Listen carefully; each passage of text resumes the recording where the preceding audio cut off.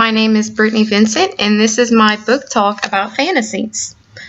Close your eyes for a moment and think of your wildest dreams. Where are you? What do you see? How do you see yourself? Let's talk about my fantasy.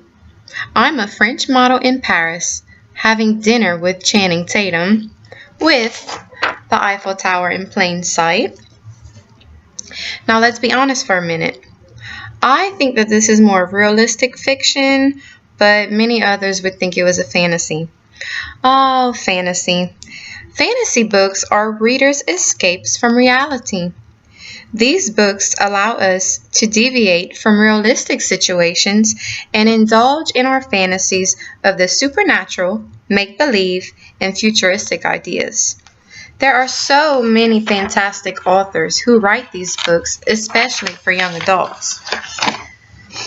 A few of these books include 1. The Harry Potter series by J.K. Rowling. Imagine you were wrong about your true identity for your entire life. Suppose a giant knocked on your door in the middle of the night to tell you that you are indeed a wizard and that you are wanted at one of the most elite wizard academies in all the land. This is what happens to Harry Potter, a typical preteen who lives with his miserable aunt, uncle, and hideous little cousin. In the books of the Harry Potter series, Harry discovers things about himself as a wizard and meets pretty interesting people and creatures along the way. I would now like to read a short excerpt from Harry Potter. And this is from the first book, The Sorcerer's Stone. Boom! They knocked again. Dudley jerked awake. "Where's the cannon?" he asked stupidly. There was a crash behind them, and Uncle Vernon came skidding into the room. He was holding a rifle in his hands. Now they knew what had been in the long, thin package he had brought with him. "Who's there?" he shouted. "I warn you, I'm armed." There was a pause. Then, smash! The door was hit with such force that it swung clean off of its hinges and with a deafening crash landed flat on the floor. A giant of a man was standing in the doorway. His face was almost completely hidden by a long, shaggy mane of hair and a wild, tangled beard. But you could make out his eyes, glinting like black beetles under that hair. The giant squeezed his way into the hut, stooping to that the head just brushed the ceiling. He bent down, picked up the door, and fitted it easily back into the frame. The noise of the storm outside dropped a little. He turned to look at them all. "Couldn't make us a cup of tea, could ya? It's not been an easy journey." He strode over to the sofa where Dudley sat frozen with fear. "Budge up, ya great lump," said the stranger. Dudley squeaked and ran to hide behind his mother, who was crouching terrified behind Uncle Vernon. "And here's Harry," said the giant. Harry looked up to the fierce, wild, shadowy face and saw that beetle eyes were crooked in a smile. "Last time I saw you, you were only a baby," said the giant. "You look a lot like your dad, but you got your mum's eyes." Uncle Vernon made up a funny rasping noise. "I demand that you leave at once, sir," he said. "You are breaking and entering." "Aw, shut up, Dursley, you great prune," said the giant. He reached over the back of the sofa, jerked the gun out of Uncle Vernon's hands, bent it into a knot as easily as if it had been made of rubber, and threw it to the corner of the room. Uncle Vernon made another funny noise, like a mouse being trotted on. "Anyway, Harry," said the giant, turning his back on the Dursleys, "a very happy birthday to you. Got something for you here. I might have sat on it at some point, but it'll taste all right." From an inside pocket of his black overcoat, he pulled a slightly squashed box. Harry opened it with trembling fingers. Inside was a large, sticky chocolate cake with a "Happy Birthday, Harry" written on it in green icing. Harry looked up at the giant. He meant to say thank you, but the words got lost on the way to his mouth, and what he said instead was, "Who are you?" The author of Harry Potter series, J.K. Rowling, is a British author, and she is known worldwide for her Harry Potter series. Rowling had her first brainstorm of the Harry Potter series in 1990. In the next few years to follow, Rowling went through the death of her mother as well as a divorce. During this time, she lived in somewhat of poverty. That was until she hit great fame when she published the first book of her series in 1997, which is Harry Potter and the Sorcerer's Stone. There are 7 books to this series, all of which were made into motion pictures. Rowling has written 3 adult books other than the Harry Potter series, and these include The Casual Vacancy, The Cuckoo's Calling, and The Silkworm. The second book I would like to talk about is A Wrinkle in Time by Madeleine L'Engle. This book is also one of the greatest fantasy stories written for young adults. Imagine that your parents are elite scientists.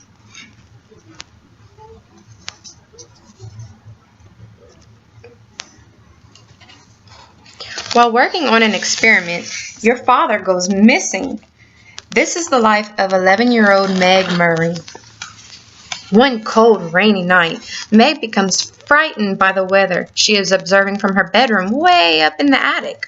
Meg goes downstairs for a snack and meets up with her mother and her genius baby brother. While having their snack, they hear a mysterious knock at the door. In comes the Murrays' new mysterious neighbor, Mrs. Whatsit. In conversation, Mrs. Whatsit says something to Mrs. Murray that nearly makes her faint. Find out what that is that the neighbor has revealed that is so shocking in A Wrinkle in Time. Madeleine L'Engle, the author, was one of the most greatest American young adult authors of all time. Her books were known to reflect her interest in modern science. In addition to the many awards and honors, Madeleine L'Engle was also inducted into the New York Writers Hall of Fame in 2011, which was 4 years after she had passed away. Okay, I bet none of you have heard about this book. Twilight. The Twilight Saga by Stephenie Meyer. Totally kidding. This has got to be one of the most popular young adult books ever. Isabella Swan, who is the main character in this book, moves to a dreary town to live with her dad. Soon, Bella falls in love with, yep, you guessed it, a vampire. What makes Edward Cullen, the mysterious vampire, just so mysterious? He is over 100 years old. Read the Twilight novels and the books that preceded in the series, which are New Moon, Eclipse, and Breaking Dawn, to learn more about Bella and Edward's whirlwind of a relationship that may be dark, dangerous, and venomous, while very heartfelt and passionate.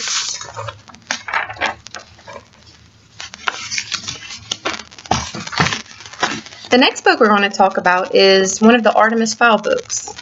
And this one is Artemis Fowl, The Eternity Code. Could you imagine creating your very own computer using fairy technology? Well, that's exactly what Artemis Fowl has succeeded in doing. Artemis is a teenage mastermind.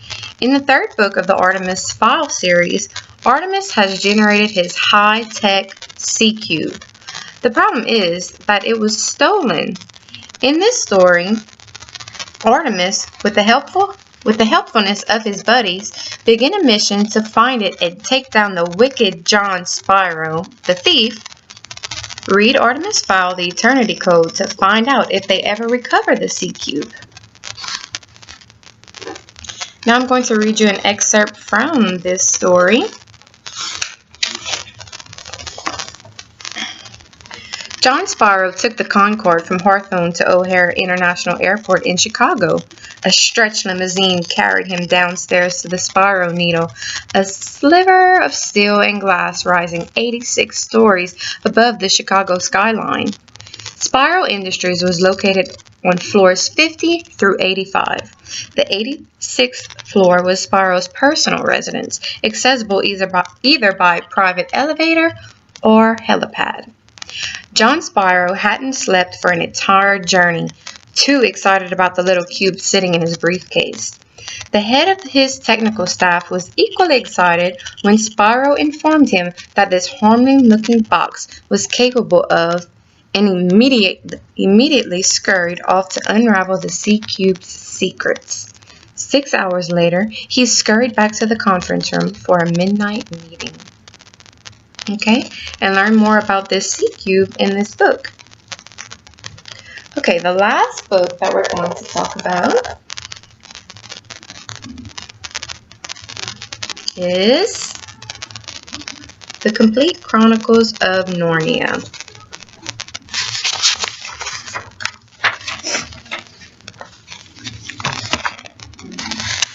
This story is an enchanted story written by The Complete Chronicles are broken down into several books.